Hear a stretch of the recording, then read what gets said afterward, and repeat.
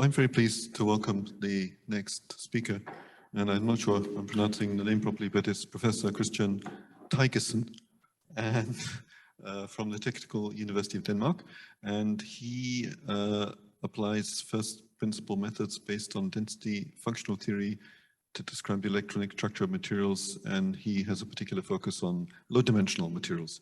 And so I'm very pleased to welcome you to give your presentation, and we're very much looking forward to it. Thank you very much. All right, thank you very much. Do you see my screen and hear my voice? We can see you, but not your presentation. Okay, so I should do something. I should probably share my screen. Actually, in Denmark, we have opened up now completely, no restrictions left. So it's been a while since I used Zoom. Share screen. No problem. Take your time. We can admire your painting behind you.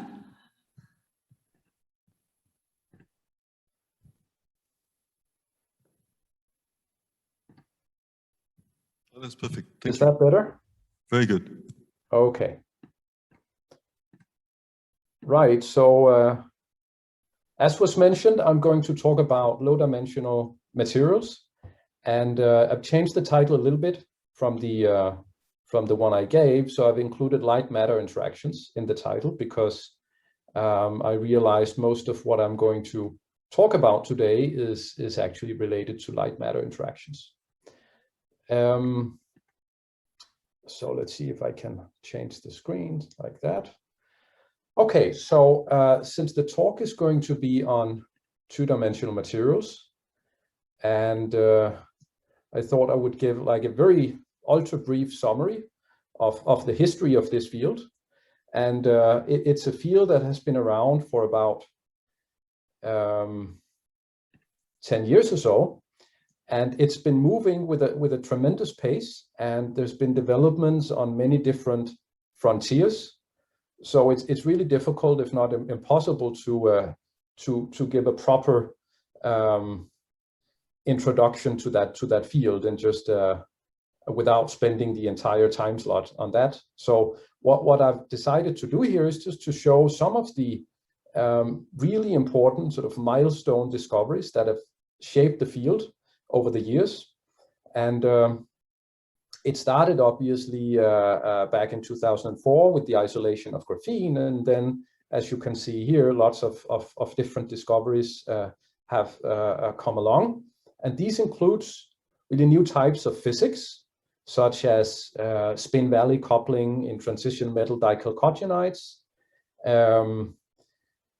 magnetism in 2 dimensions, which is something that was believed not to exist until it was actually demonstrated in 2017, and more recently also unconventional superconductivity in twisted bilayers of graphene and other types of twisted bilayers. And these discoveries also include new types of materials that would be, for example, the transition metal dichalcogenides like MOS2, phosphorine, which is a direct bandgap semiconductor, and these van der Waals heterostructures, where you basically stack together mechanically different two-dimensional materials to form these designer structures. And also, it's been clear over the last couple of years that there are probably about 1,000 two-dimensional materials out there, materials that could be exfoliated from their layered bulk structure into isolated monolayers. So there is really plenty of two-dimensional materials around. And then there are also interesting applications like atomically thin transistors, light-emitting diodes that have also been realized with two-dimensional materials, and also single photon light sources. And these could be either from exitons, or they could be from defects incorporated in wide bandgap insulators like hexagonal boron nitride. Right, and these are just some of the important discoveries in the field, and I could have chosen a number of other ones, but it's mainly just to show how rich and broad this field has come in just 10 years. So apart from all the interesting physical effects, physical properties of two-dimensional materials, there's another very unique feature of them, and that's the fact that you can really control their properties, the electronic, magnetic,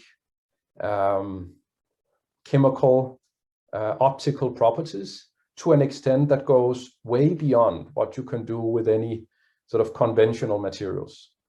So I think that's really a very unique feature of these types of materials. I'll give some examples later in this talk today.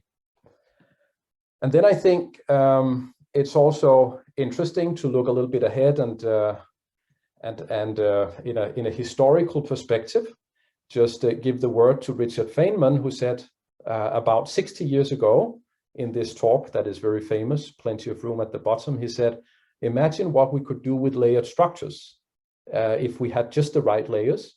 And he philosophized about what we could, how we could really design properties of materials if we were able to arrange the atoms exactly in the way we wanted to arrange them. And I think Richard Feynman would really love to be around today and play with these two-dimensional materials, because that's exactly what not me as a theoretician, but my experimental colleagues working in the field can do. They can really design materials, not atom by atom, but atom layer by atom layer, and in that way design properties of the materials.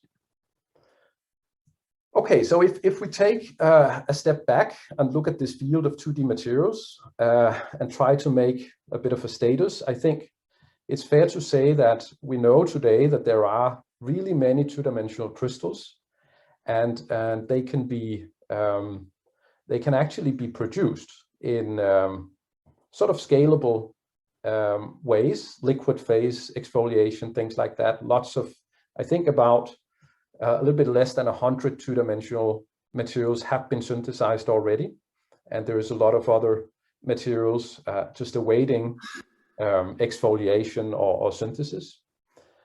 So that's a big playground we have, and a lot of the physical properties of these 2D materials have been sort of understood.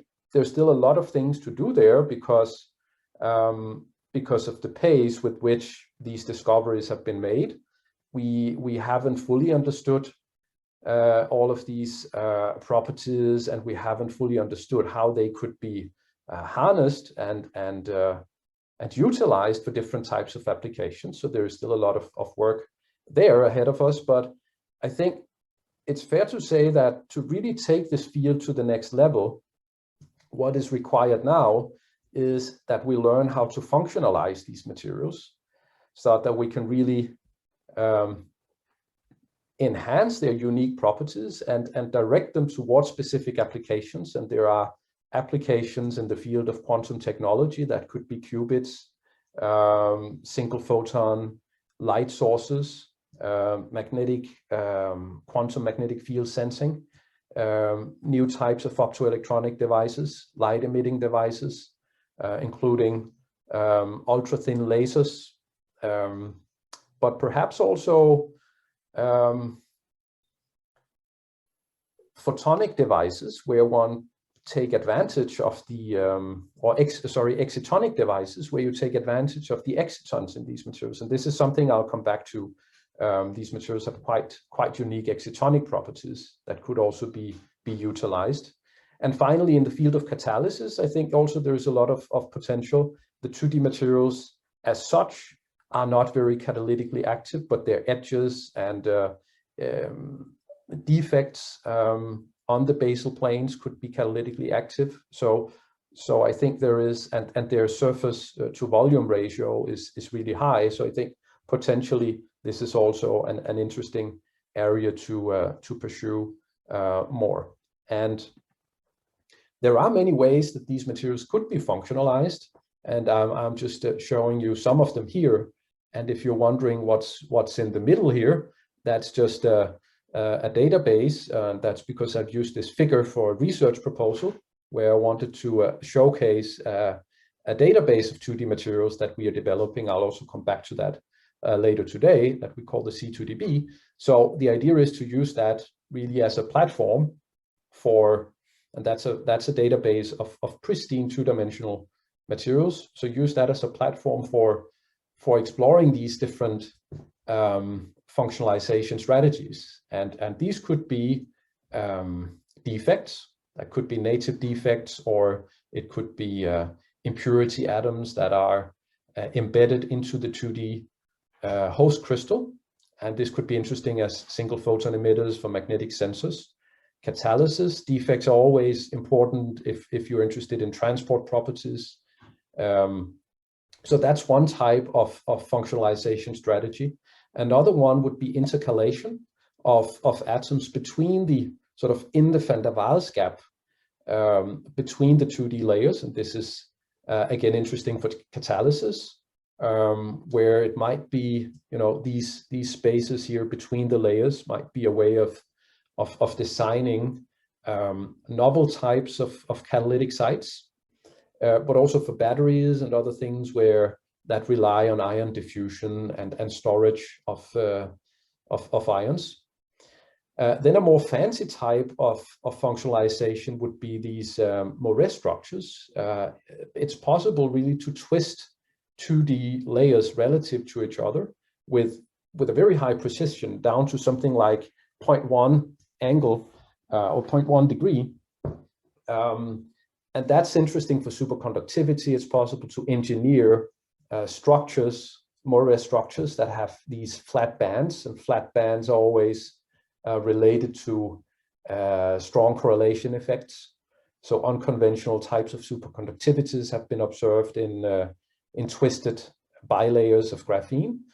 And it's also possible to control excitons in such Moret structures here. If you do twisting of two-dimensional semiconductors, it's possible to generate Moret potential landscapes for the excitons.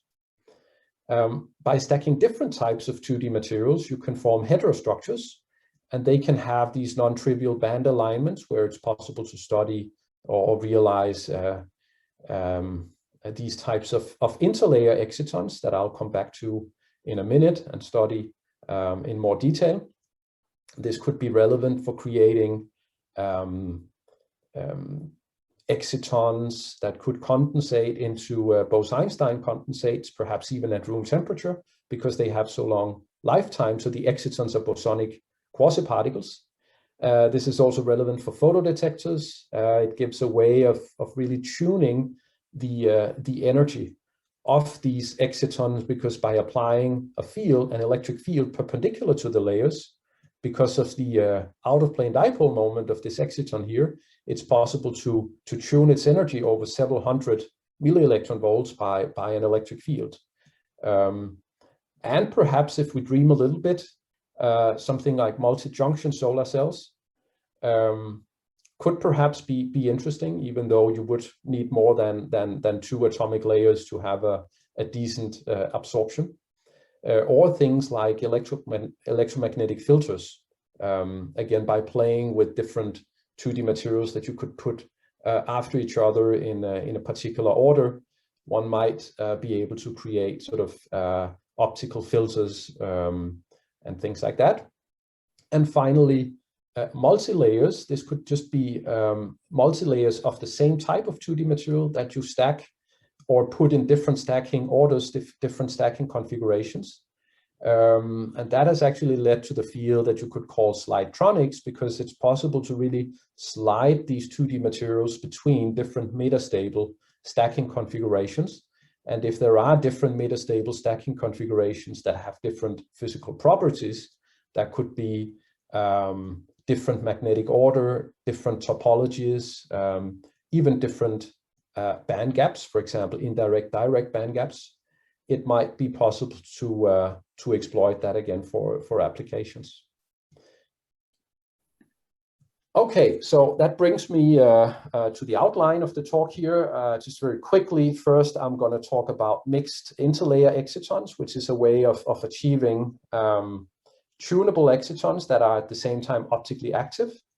Then I'll talk a little bit about quantum light matter interactions in 2D materials and a methodology that we have invented based on macroscopic quantum electrodynamics to treat the light degrees of freedom quantum mechanically, while still being able to treat optical losses, which is really important for many applications.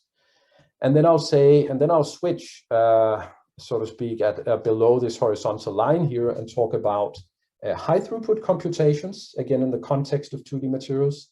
And there we've developed a Python-based framework that we call atomic simulation recipes, which is really a framework for constructing workflows that you can use for high throughput computations in general. And I'll say a little bit about this computational 2D materials database that I already mentioned. And then I'll see how much time I have left. If I have time, I'll also talk about ways to use Raman spectroscopy for automatic structure identification and new classes of self-intercalated 2D crystals. Okay, so before diving into the exitons, I want to say a little bit about the methodology we use. So it's probably well known by most of you that DFT, which is really the workhorse, it's not very well suited to describe excited states, in particular correlated states. I should say though that due to the pioneering work of Hardy Gross, we do have time-dependent DFT, and in principle that should be able to give us optical excitations exactly, but in practice the exchange correlation functionals and kernels are not really good enough that we can describe optical excitations and excitations in general, in particular in 2D materials, where the dielectric screening is so weak because of the reduced dimensionality, and that means that many body effects are really pronounced in these materials, and that's kind of clear if you look at this absorption spectrum for monolayer MOS2, where DFT, this is not TD-DFT though, this is DFT, which would correspond to TD-DFT with an adiabatic local density approximation. You can see we don't capture these features down here, which are due to excitons in this monolayer, and we need to go to diagrammatic many-body methods, in particular the GW method and the Bitter-Salpeter equation, to get a proper description of the optical spectrum of these materials here. And we're using the GPower code, which is an open source electronic structure code that we develop at DTU. There are also other developers around the world, but I think the main core developers are located in my section at DTU. And I want to highlight a couple of things with this code here that makes it quite unique compared to others. First of all, it has 3 different types of basis sets. So there's a real space, a real grid basis set. There's a plane wave basis set, and then there is a linear combination of atomic orbitals. And these are 3 different types of basis sets. And pick the one that suits the problem that you're going to, the problem that you have best. And then another thing that is nice about the code is that it's very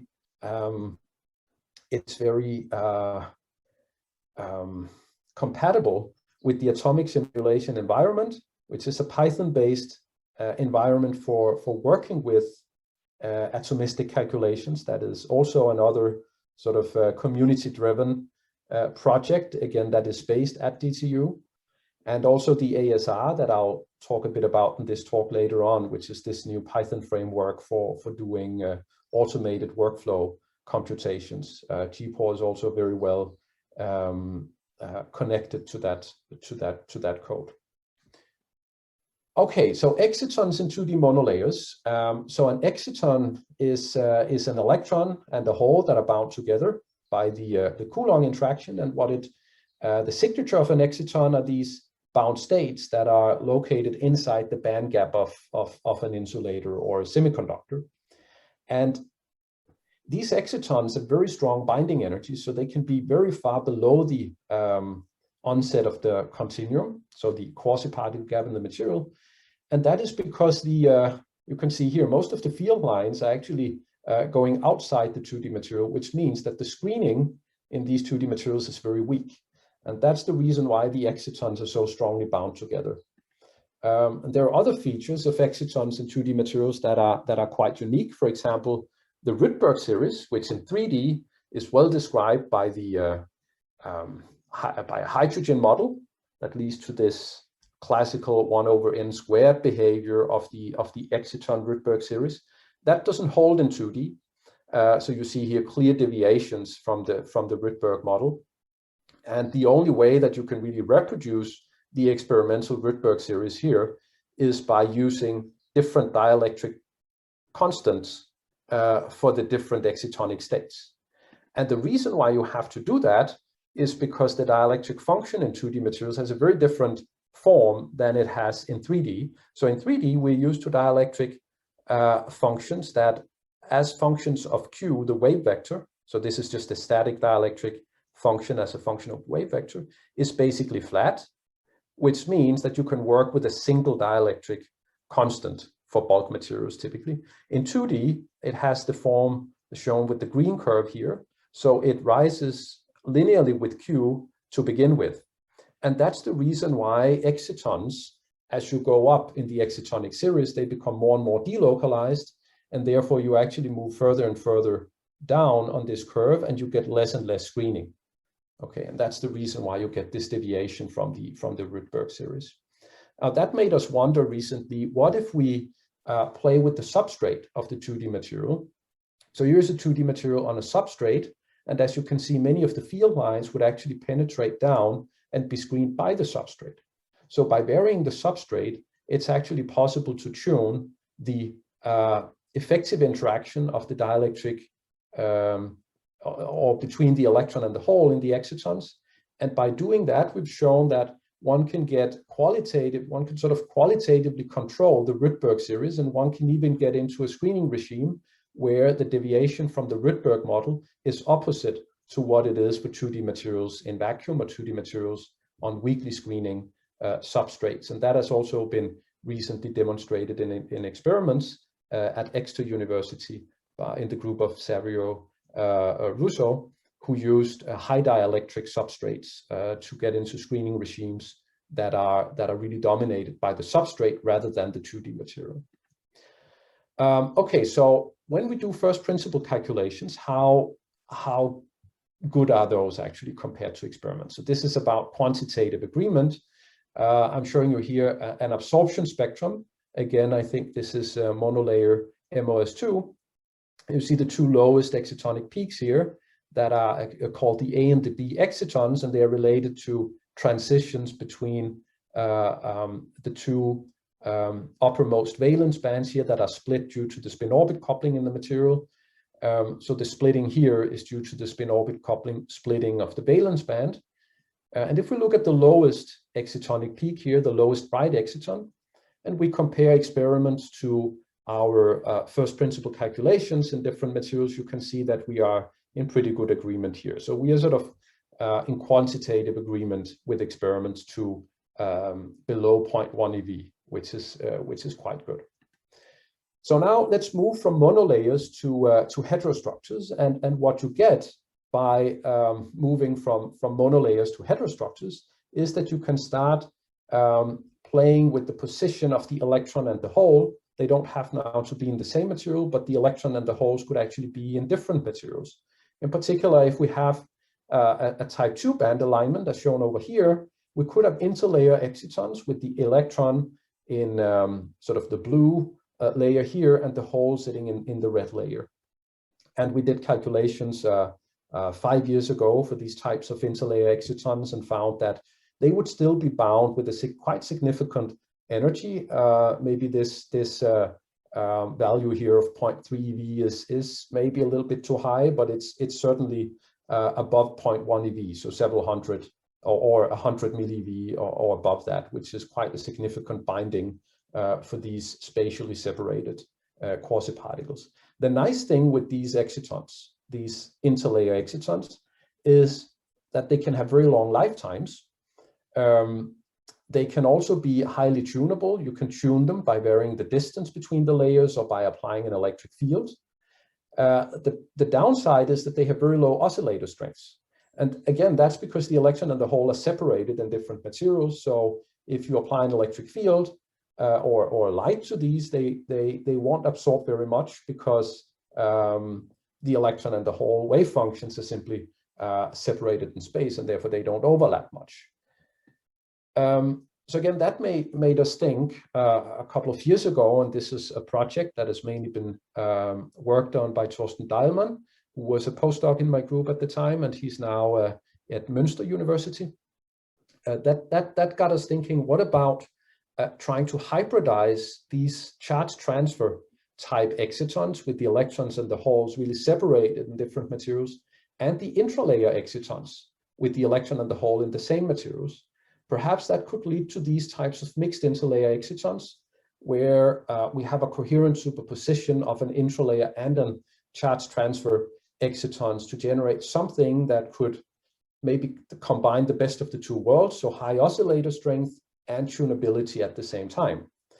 So let's do a sort of a Gedanken experiment here, where we start with bilayer MOS2. And bilayer MOS2, like monolayer MOS2, has two intralayer excitons, the A exciton and the B exciton that I have already mentioned. And as we vary those two, the distance between the two layers, nothing will really happen to them because they are intralayer excitons. But now if we bring in the charge transfer excitons, they would have a very strong dependence on the distance between the two layers, because the electron and the hole are separated in different layers, and the Coulomb interaction will roughly scale as 1 over the distance between the layers. So those charge transfer excitons, and we could form one out of the A exciton and one out of the B exciton, so we would have two types of charge transfer excitons. They could maybe be tuned into a distance where they would mix, right? Charge transfer exciton mixes with an intralayer exciton, the B exciton in this case. This is one thing. Now in practice, it's hard to change distances between layers. So we could also apply an electric field and play with that and tune really the charge transfer states again, so they start overlapping with the intralayer excitons and form these mixed interlayer excitons in that way. So to try this out, not an experiment, but with ab initio calculations, Thorsten performed calculations for bilayer MOS2, sort of in the equilibrium binding distance. And what he found was that the lowest peak here in the absorption spectrum is just an intralayer A exciton. You can see that up here. The hole and the electron are localized in the same layer.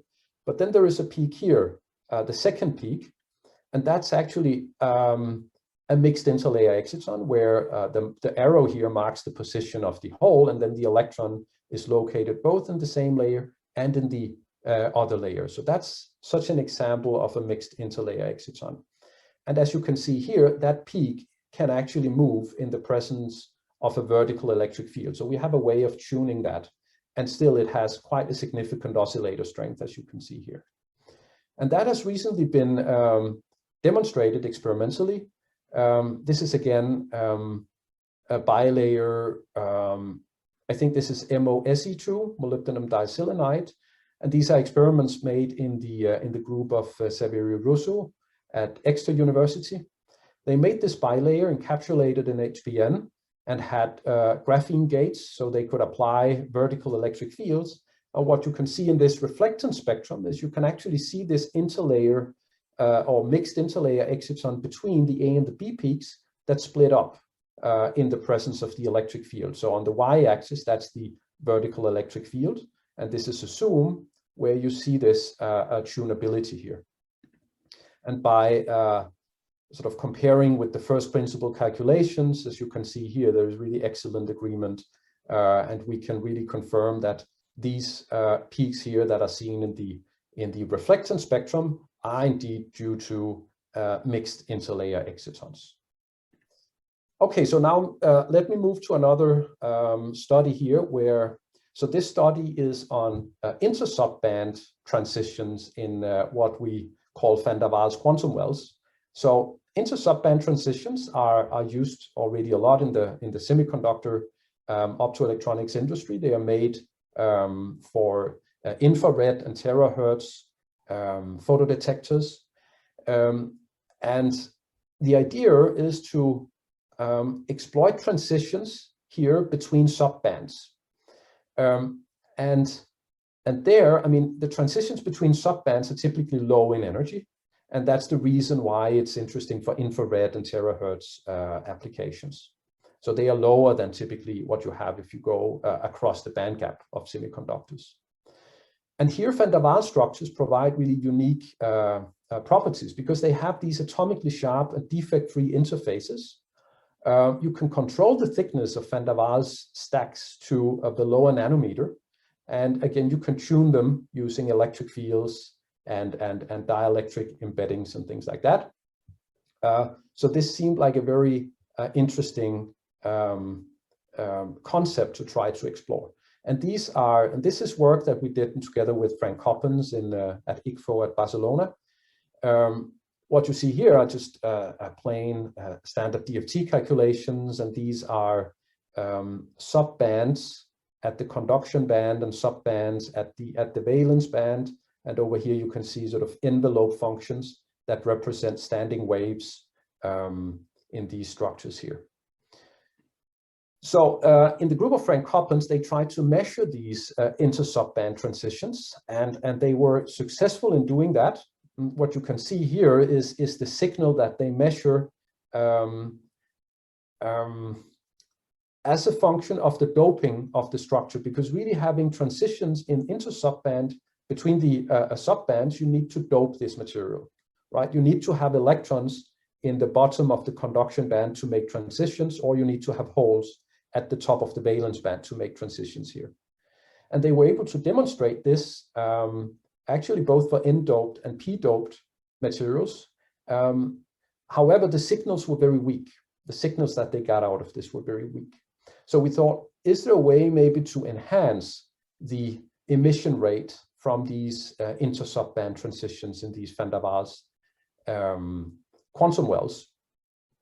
And the idea that we got together with Frank was to try to embed these van der Waals quantum wells, couple them with plasmons in graphene. So here is a device where we have such structures. This is just bilayer TMD next to a graphene sheet here and placed on a perfect conductor.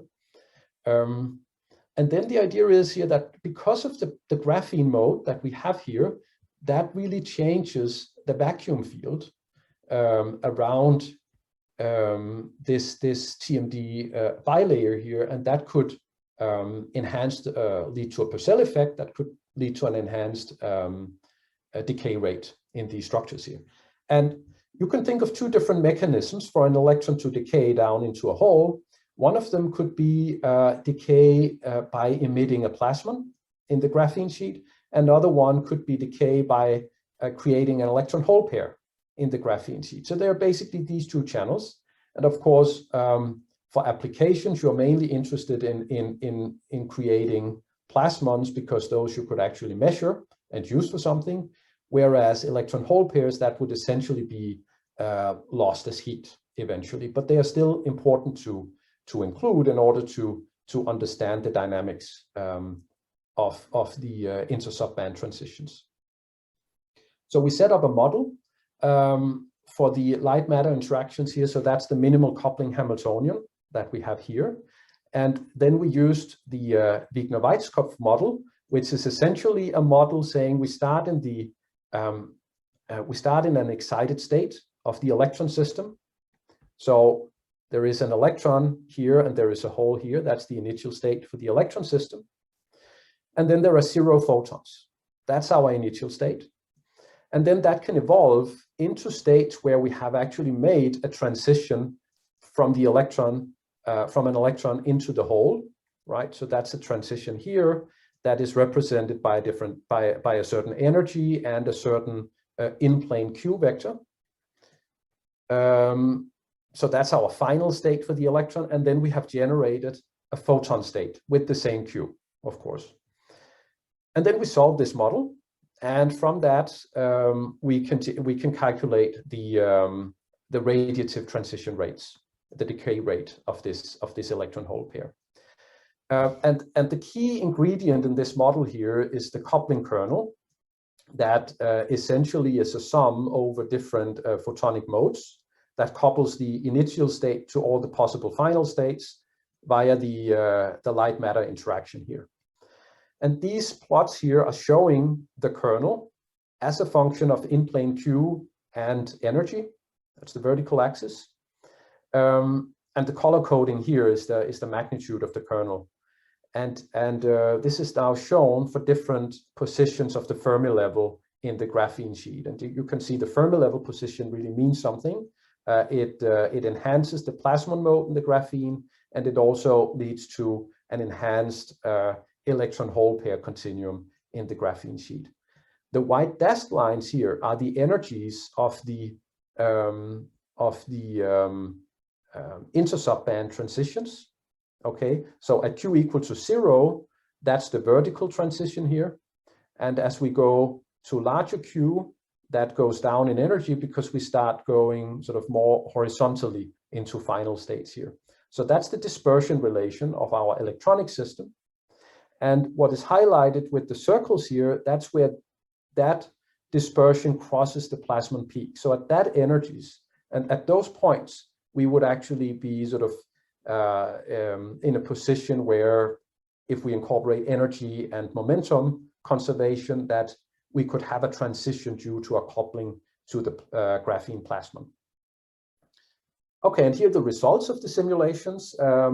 If we look at the small panels up here to the upper right, those shows the radiative decay rate as a function of the Fermi level. And you see there is a rather strong dependence on the Fermi level. Typically, they go up in the beginning. That's because the plasmon is enhanced, and therefore the decay into the plasmon is enhanced. What is shown over here is the maximal decay rate, radiative decay rate of the electron-hole pair Intersubband transition, where maximum means the Fermi level where we achieve the maximum decay rate. You can see they actually decay as a function of the thickness of this structure here, but they reach rates that correspond to lifetimes that are less than 0.1 picosecond, and those lifetimes are actually lower than the natural sort of electron-phonon governed lifetimes of electrons and holes in the TMDs. And that means that the dynamics of these Intersubband transitions in this setup here would really be governed by the coupling to the plasmons rather than the electron-phonon coupling in these systems here. There's an interesting feature if we look at the Purcell enhancement that actually increases for the thicker structures. So that's in contrast with the simple rule of thumb that the Purcell enhancement should go as Q over V, so that for larger volumes, the Purcell enhancement should decay. And the reason for that is that although the radiative coupling rate decays here in the system as we go to thicker structures, the Purcell enhancement is the radiative coupling relative to what it is in free space. And in free space, it grows, and it grows faster because the density of the photonic density of states goes as frequency squared in free space, and it only goes linearly with the frequency in this structure here, because the plasmons have a linear dispersion and it's a two-dimensional structure here. So that's the explanation for this sort of surprising dependence of the Purcell enhancement with thickness of the structure. So now this methodology here also allowed us to check the validity of common approximations that are made in the field of quantum light matter interactions, in particular first order perturbation theory, the dipole approximation, and the use of model wave functions in contrast to use of real sort of ab initio wave functions. And I mean, there's a lot of physics in this, but I don't really have time to go into it today, but I'll be happy to answer questions related to this. One thing that I want to stress about this approach is that it treats the electron-hole continuum here at the same footing as the propagating light modes, that is the plasmons. And this is something that is really only possible as far as I know, with this macroscopic QED formalism that we use to really quantize the lossy electromagnetic modes that are related to this electron-hole pair continuum. This is something that requires another way of quantizing the electromagnetic field than the conventional one. That actually doesn't work if you have electromagnetic media with losses. So just to summarize, we have this MQED DFT methodology here that allows us to treat quantum mechanically light matter interacting systems with very few approximations. And the main work here was done by Mark Svensson, who's a PhD student in my group, a very talented PhD student. He did this work together with Univ Kurman and Ido Kaminer at Technion in Israel. But Mark really did a lot of the work by himself and worked very independently. So a big thank you to Mark for this work here. Okay, and of course there's the work by Angel Rubio and co-workers on QEDFT, which is a different way of tackling quantum light matter interacting systems. Okay, so let me now switch on to high throughput computations and the C2DB. So this database that I've mentioned already, it has today about 4,000 different monolayers that are distributed over about 50 different crystal structures. And the way they've been made is really by lattice decoration. So we take known 2D sheets and we decorate the structure by different atoms. And then we compute their properties and store them in this database. And we also take structures from crystal structure databases like the ICSD and the COD databases and exfoliate layered crystals from there and run through this workflow here. And there is a relatively advanced workflow. I don't want to go into detail with this, but just want to say this first part here is really checking the stability of the materials. So we are sure that we have that more or less under control. And then we've developed this atomic simulation recipes here, the ASR, which is this workflow framework that right now works with the GPower code, but it's on the agenda to really couple this through the atomic simulation environment to a lot of different DFT codes out there, such that eventually we can run similar workflows, or this, ideally the same workflow, using a number of different DFT calculators. So I don't want to go into this, but just say that it's sort of based on the concept of a recipe. A recipe is a Python module that computes a particular property. That could be a band structure, an optical absorption spectrum, or a stiffness tensor. And then this recipe has an automatic caching mechanism that makes sure that it stores results in a cache together with all the parameters that were used to produce it, such that if we run the workflow, it doesn't try to perform the same calculation twice, because it has all that stored in the cache automatically, and all the data provenance is also automatically taken care of by this caching mechanism. Excuse me. So we have a large library of different recipes, and it's basically kind of plug and play, at least if you use the GPower code, to put these recipes together and form fairly complex workflows out of that. And today, we can actually construct this entire C2DB database by a single line here. We've just run this workflow, and this line of code would actually launch 23 of these recipes for about 4,000 different 2D materials, and that amounts to a total of more than 60,000 individual ab initio calculations. And they are just run automatically. And also with the ASR, we can now go and collect results into a database, and we can even present that on websites. And here I'm just showing you what that could look like. This is the web interface to the C2DB database. So here you can search for materials. Say you want to look for MOS2. You get a list of all the materials that contain molybdenum and sulfur. You find the polytope that you're interested in. You click on that. And you get to another page here where you can see sort of a summary of all the properties, the main properties of this material, including links to experimental crystal structure databases where you can find the layered version of this crystal. And then a range of all these different properties here that have been computed as part of this workflow. And you can click on question marks and read about the different properties. And you can click on the panels, and you can see in this case the electronic band structure of the material, the Brillouin zone with the position of the valence band maximum, conduction band minimum, and so on. The Raman spectrum of the material is shown here. So we have this long list of properties that are automatically calculated. So every time we sort of stumble over a new 2D material that is interesting, we just put that material, we run our workflow for that particular material, and then all these properties will be calculated automatically. So there's a lot of time saved by having this kind of workflow framework implemented. So I think I'm running out of time. Let me just spend 2 minutes on Raman spectroscopy and the inverse Raman problem. So Raman spectroscopy is a widely used technique for probing and characterizing 2D materials. It's based on inelastic light scattering by phonons. And you can see there's a long list of properties here that you can actually access via the Raman spectrum.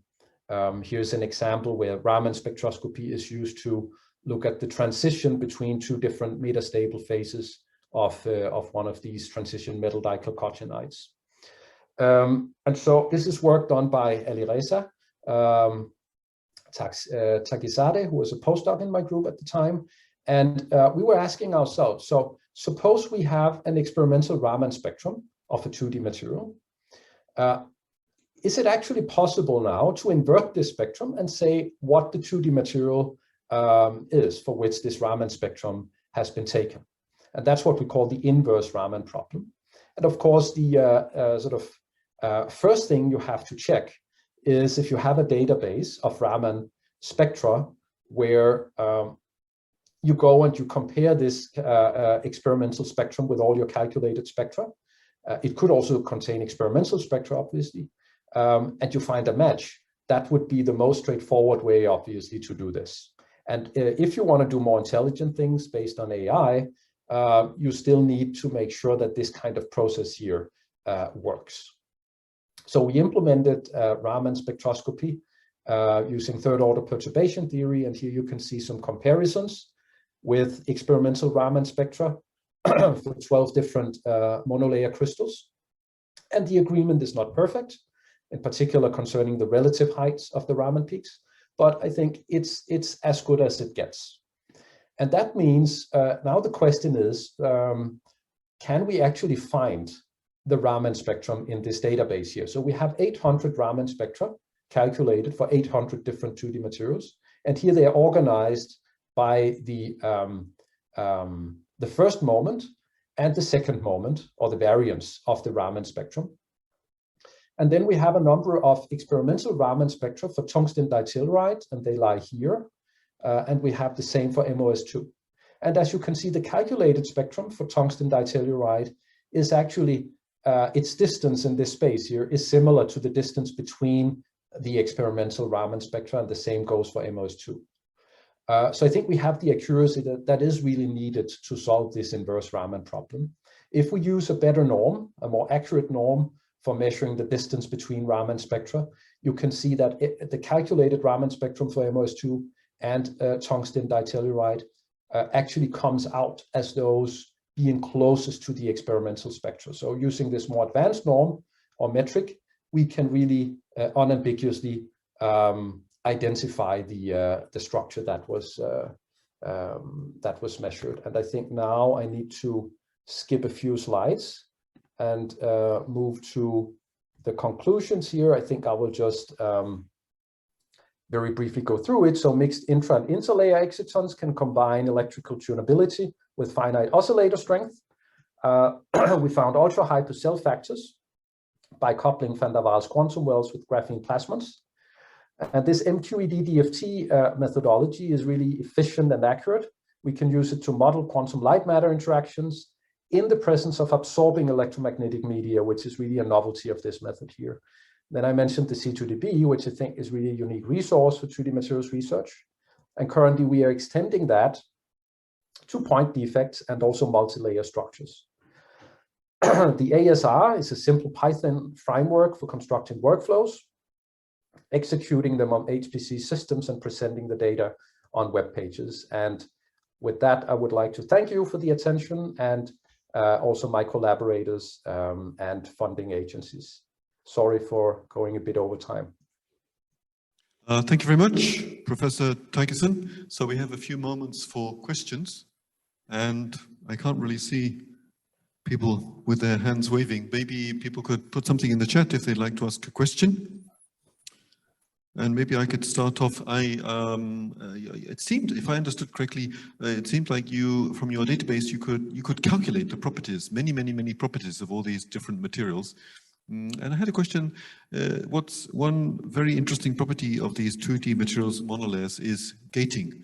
And gating can considerably change the properties. You know, from tungsten ditelluride, I saw one of your files become superconducting on gating. So I wondered, to what extent do you calculate the gate-induced properties of these monolayers? Okay, the short answer is that we don't calculate that. When you build databases, you want to focus on sort of basic and universal properties, and gating is something that is, I think, to the best of my knowledge, very sort of device specific. So it's difficult to really build a database that accounts for that.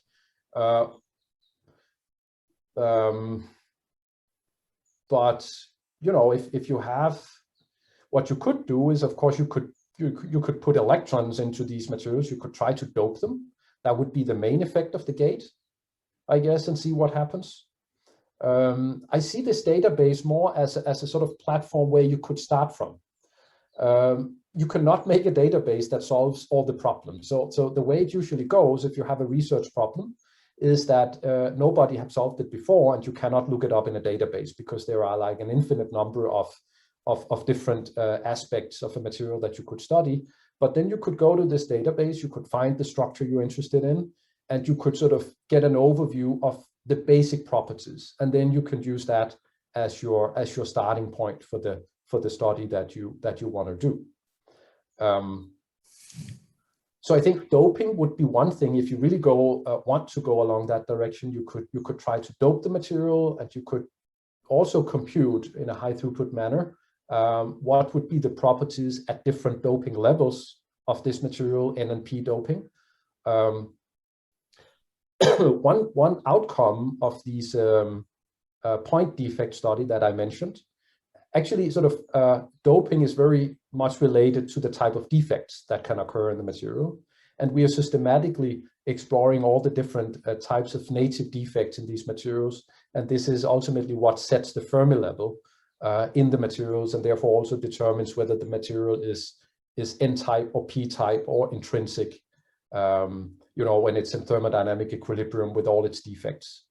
So related to that is a different question. You didn't talk about this self-intercalation, which you mentioned at the very beginning. And that's very interesting, that these van der Waals systems are often not perfect. And the van der Waals gap can often contain materials from the layers themselves, leading to self-intercalation and completely different properties. And so to what extent does your database does it discuss this super interesting question? Because it in fact can change completely even the symmetries. So the event sure. So that's an excellent question, and we're working on extending, sort of supplementing the database with bilayers of with intercalated atoms. Now, the study I was referring to here, this was a collaboration with a group at the National University of Singapore, where they grew TMDs, different types of TMDs like tantalum sulfide, and then they vary the flux ratio of the metal and sulfur, and they can actually, by varying that ratio, they can tune the intercalation ratio of the metal atom in between the layers here. And you can see these beautiful TEM images here, where you can really go from hexagonal structures to cubic structures and other types of crystal structures here, because these intercalated structures, they really form crystals. So it's quite interesting, and some of these actually become magnetic. So you can change the magnetic ordering. Some go from being non-magnetic to being ferromagnetic when you do this intercalation. And we did do a DFT calculations of, I think, 48 bilayers here with different concentrations. But it's not really a database now, but we're working on that. So I think that's a very interesting future. So these intercalated with magnetic atoms, like from the first row, transition metals. Well, these are all self-intercalated. So you take tantalum disulfide and you intercalate it with tantalum. You take chromium diselenide and intercalate that with chromium. Oh, okay. So self-intercalation in that sense, but it can still change the properties quite a lot. They are covalently bonded now, so they go from being van der Waals bilayers to being really covalently bonded materials now. Some go from being semiconducting to being metallic. So I think they could also have some potential in catalysis, because there you really want to have typically metallic structures to have some non-trivial catalytic activity. And in this way, you can really tune their properties by varying the concentration of the intercalated atoms. Thank you. So there's a question from Joyce. There's one in the chat. Many thanks for the great talk. May I ask if you have some plan to build twisted 2D materials-based database? Right. Of course, we thought about that. And there are different challenges here, because the most interesting twisted bilayers are those that have very small twist angles. And those structures typically have thousands of atoms in one unit cell. So that's obviously challenging with ab initio methods to treat such systems. But what we are working on are sort of a higher angle twisted structures. And then you can get away with, you can go with more structures that have unit cells with, say, a few hundred atoms in them. And I think that's really completely unexplored.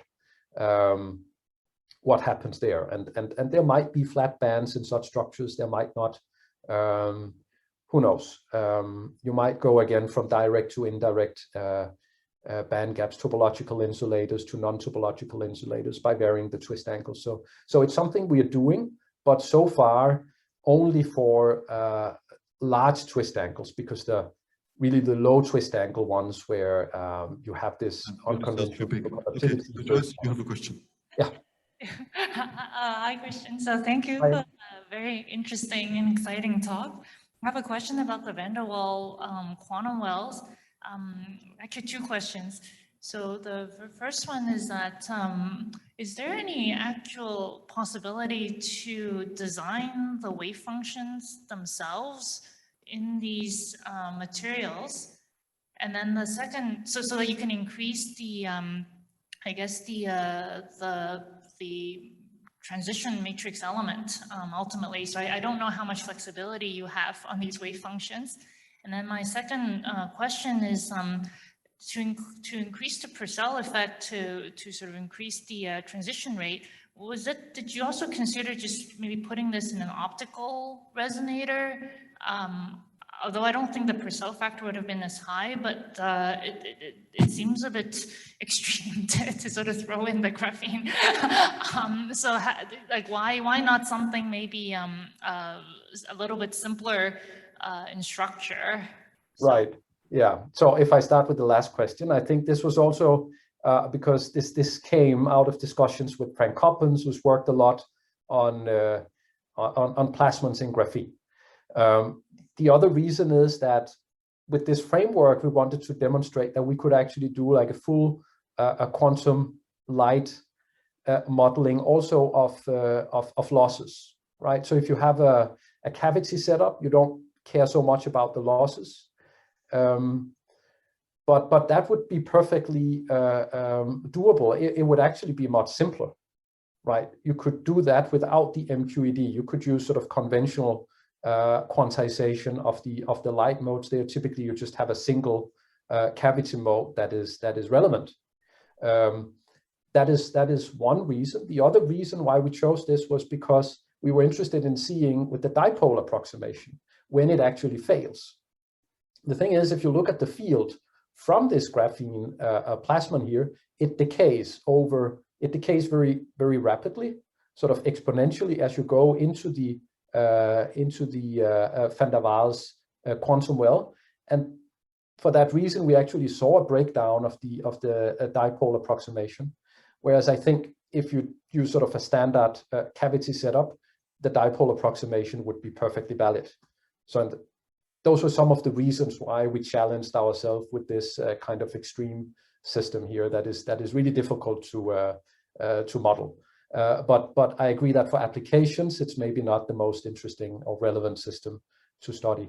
About tuning the wave functions, of course, you can choose different types of materials. I think that was what we have been discussing. We haven't done it, but you can look for monolayers that have very large transition dipoles between for the intersubband transitions. I think that would be the most natural way of affecting the wave functions there, simply picking other types of materials. Other than that, I'm not sure how you would really tune the wave functions. I mean, you constrain the materials to some extent, and in that way you can probably play with the let me see here, the separation between the bands when you strain them, things like that, but probably not really the shape of the wave functions as such. Okay. Well, thank you so much. That's very, very nice. We've had two very nice talks. Thank you very much, Frank and Kristian, for your talks. And so now we have a half an hour break, and then we come back at 5 o'clock for the two talks by Andre Schleifer and Evan Reed. So we look forward to those. Again, thank you both very much for these fantastic talks. And we come back in